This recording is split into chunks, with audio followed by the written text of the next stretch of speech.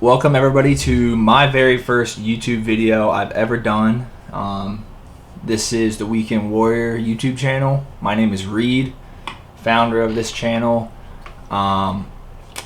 Made this channel to share what I've learned and what I use for hunting, and just basically to document all my stuff. But I thought, what better to do on a gloomy, dreary Ohio day on a Sunday than talk about some new broadheads I've been running for this season.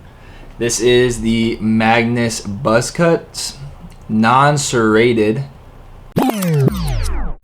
Alright, just a quick note. Upon editing the video, I came to realize that I kept calling this broadhead the Buzzcut. Magnus does in fact offer a fixed blade broadhead called the Buzzcut as well, but this, for clarification purposes, is the Black Hornet 125 grain fixed blade broadhead. Old buddy here didn't realize what he was saying when he actually made the video. So before you run off to the comments to slam me and call me a big old dummy, cut me just a little slack. This is what you guys clicked on the video for. This is what we're going to be talking about today. This is a 125 grain fixed blade broadhead with 2 bleeders on it. They do offer a serrated version. Like I said, I opted for the non-serrated, so it's just easier to sharpen, because I like having heads that I can touch up, tune up after I've shot and taken deer with them. Makes it a lot easier in your wallet to have something you can reuse. But that's what we're going to be talking about today. I thought, what better thing to do than make kind of like a mini review for my initial thoughts on this head, in case this is something that you guys have been wanting to maybe pick up or use, and my success with it I've had so far this season. So let's dive into it. First off, I know the banter between fixed blade mechanical is always back and forth. There's people set in their ways. I'm a person that's open to either or. I've been seeing some awesome new mechanicals that have came out. Traditionally though, I'm going to stick to a fixed blade. I do like the idea of a fixed blade. This head right here, I think if you have a properly tuned bow, you really won't have to worry about tuning fixed blades that much. If your bow is tuned well, whether that's you doing it or if you have a pro shop or somebody that can help you do that, that's going to make tuning these fixed blades way easier. Like I said, this is a 1 1/4 inch cut minus the bleeders, those little bleeders. So in terms of a fixed blade, this is a pretty wide fixed blade. It's pretty big on the arrow, you can see. So my initial thoughts when I went to go tune this was that this was going to be flying kind of sporadically. I might have to tune this a little bit more than, say, something like I've used in the past, like a Slick Trick Classic. That's a great flying fixed blade broadhead, but they're only a 1 inch cut, so they're pretty small and they fly pretty well. So going into tuning, I thought this was going to be a lot worse than it turned out to be.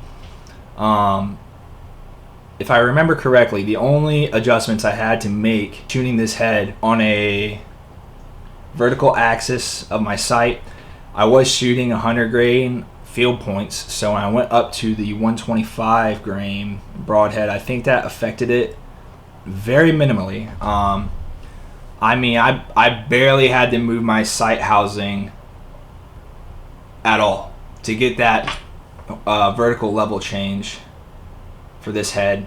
Side to side on a horizontal, again, I barely had to move the sight housing. These things were pert near shooting within an inch and a half, all the way out to about 40 yards when I went to tune these heads. So for tunability, this head was actually fantastic. This was a great head to tune. In fact, that it didn't require much tuning at all to get it landing and within less than my fist size group at 40 and 50 yards, which is pretty awesome, because the main complaint I hear about these fixed blades is, outside of blood trail, which we'll get to that, is the fact that, one, they suck to tune. You can't just slap it on an arrow and shoot it, and that they just fly pretty rough at long distances. Mechanicals are known to keep that accuracy. So that's one of the main complaints I hear behind fixed blades, is the fact that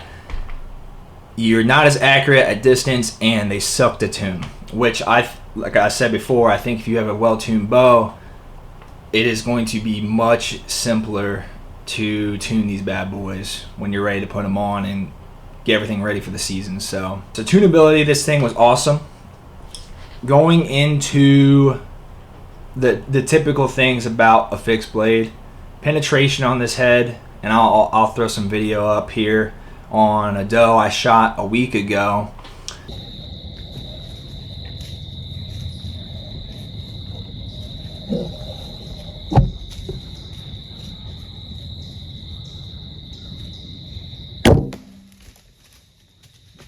So after this shot, you can tell this doe standing here, she has no idea what has happened, what's going on. It was a clean shot, double lung. She's just kind of throwing caution to the wind, does not know what happened to her. The time of the shot to when she's standing here, she's going to continue to stand here for about 42 seconds. Basically no idea that they've even been hit. She's kind of just trying to see if there's anything around her or what could have happened, but after those 42 seconds, you'll see what the broadhead's done to her.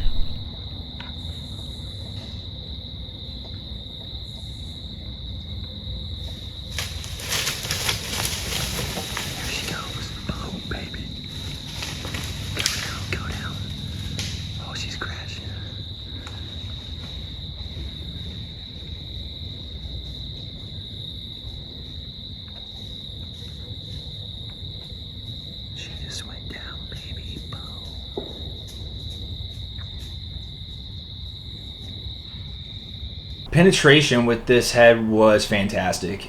Full pass through, arrow was buried after the shot into the dirt maybe 8 inches, so this thing was packed into the dirt well enough. For my bow, I shoot a 31.5-inch draw, so I'm lobbing some spears out there. So for that much full pass through and into the dirt, that's pretty impressive.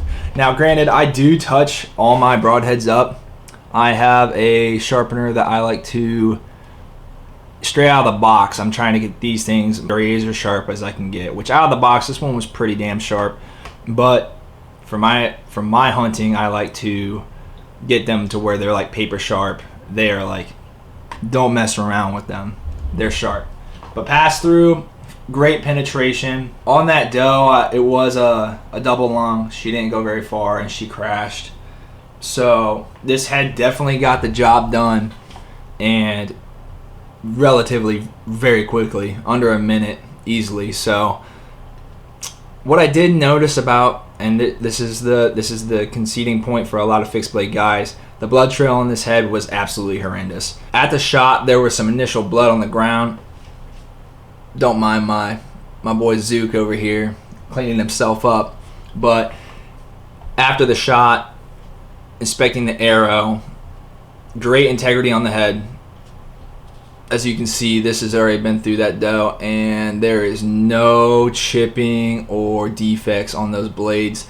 I did have a bleeder that was, the end of it was slightly rolled over. I think it hit a rock when it went into the ground, but I was able to file that out, that little bend over on the end, very easily. The shot spot, not much blood, even right at the shot. This was a very well placed shot. Doe died very quickly. The blood was absolutely horrendous. On the ground, not much at all. I could probably say within the size of my fist, the amount of blood splat on the ground. Unfortunately, I didn't take any video of that. But as you guys saw in the video, when she went and crashed, from the initial shot point all the way to there was maybe like 3 drops of blood. So if you're somebody that likes a gushing blood trail like you see out like the G5 Mega Meats or some of these mechanicals that are just spraying blood everywhere, and that's not to say that fixed blades can't give you a great blood trail. Like I mentioned previously, the slick tricks that I've ran before, I'd say like 80% of the deer I would shoot with those heads would not have a very good blood trail, but maybe like 1 out of 5 deer, even on perfect shots, heart shots, double lungs, whatever you do, different different angles out of the tree, steep within 10-yard deer, or deer that are at 30 yards that you're going to get more of a broadside, less angle. The blood trails on fixed blades are usually not very good. Granted, my experience with fixed blades, and this head in particular, because I've taken 2 does with this head so far this year, all the deer have died within sight. They haven't made it more than 60 to 70 yards and they collapse, they die, which is great. That's what we're looking for as hunters. But for the guys that love a really good blood trail and they rely on that in case a deer, makes 100, 200, 300, and so on yards, this might not be the head for you. That's also, there's many factors that go into this. Your poundage of your bow, how fast it's shooting, how much force you can get. Obviously, a lower poundage bow, a woman or a child or a youth hunter that's not going to be shooting 60, 70 pounds is going to lean more towards something that's going to, in most cases, get better penetration. Like I said, both does I've shot with this head, absolutely phenomenal penetration, both pass-throughs. Like I said, this arrow was probably about to there in the ground. The other one I shot maybe a little less, but deep buried in the ground. So if you're hitting where you need to hit with this broadhead, it's going to get the job done, no doubt. Mechanicals often, they get that. If you get a bad shot, you have more leeway. There's more cut. There's 2.5 inch cut on these things. They're crazy nowadays. They give you a little bit more leeway for different shots if you're not hitting a double lung, if you're not hitting a heart shot. If you hit a gut or a lever shot with this, the deer will die, but you're going to need a lot more time. That mechanical is going to give you a little bit more leeway. But yeah, this thing was fantastic. Flew very true, flew great, easy to tune for me. I have a great pro shop that helped me get my bow in immaculate tune. A couple guys that are world-renowned shooters, world champion shooter class archers. And that's McCormick Archery out of Ashland, Ohio. Guys down there are phenomenal. So when I was tuning in this arrow and this broadhead setup, very easy for me. About what I'm shooting, this is the Gold Tip Hunter Pro 300 spine. Like I said, it's a pretty long arrow considering I'm at a 31.5 inch draw from my bow. You guys will probably want to know, just to know what I'm shooting. PSE Evolve. This is the PSE Evolve. This is a 2024 model bow, set with 60 pound limbs right now.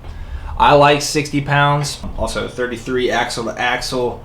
But the big thing is the poundage that you guys probably want to know with this head. It's a lot different if you shoot 70 or 60 or whatever you're shooting. Your chances of a pass through with higher poundage is pretty good. But most guys nowadays are running 70 or maxing out their bow with whatever they can get.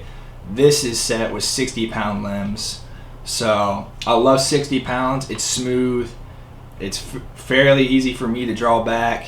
And it's a comfortable poundage for me. I might be upgrading to 70 pound limbs on that bow for next year, but for this season, any hunting video, any broadhead testing, whatever, is going to be used with, unless specified, that PSE at 60 pounds. So at 60 pounds, this broadhead, I want to say I was shooting 272 on a chrono. With this arrow setup in that bow. It's not a smoking fast bow by any means, and this broadhead is absolutely like, it's getting through deer like butter. It's not even a challenge for this broadhead at all, which is pretty awesome. And for being that wide, that 1.25 inch cut on those main blades, very easy to tune. I've had great success with it so far. This is just the first one for new ones that I've wanted to try. So like I said, last year I was shooting the Slick Trick standards. I also have some Slick Trick torch mechanicals that I will hopefully be able to put through some deer soon. I really want to try those. They look great. From everything I've read on them, they perform fantastic. I don't see a ton of people that run them, but I really want to try that head out. Let me know if you guys have any heads that you think I should try, whether it's fixed blade, mechanical, doesn't matter. I'm open. I'm an open-minded person. Like I said, traditionally I stick to mechanicals. There's less things that could go wrong. Penetration's fantastic, and they're reliable. And you can resharpen them. They save you money. But I'm open to anything. That's why I picked up those torches. I would like to also try the G5 Mega Meat. Those look like an amazing broadhead. Unfortunately, you aren't reusing it in most cases, but you can't put it in a sharpener and get those things razor sharp again. They're usually bent to hell. But if there's any broadheads out there that you guys have been hunting with for years, you love, maybe you try new stuff, let me know in the comments. I would love to try anything new. I'm in pursuit of the best heads here, ones that are going to be getting the job done. You can't go wrong with them. So let me know what you guys think. But yeah, that is the Magnus Buzz Cut 125 grain.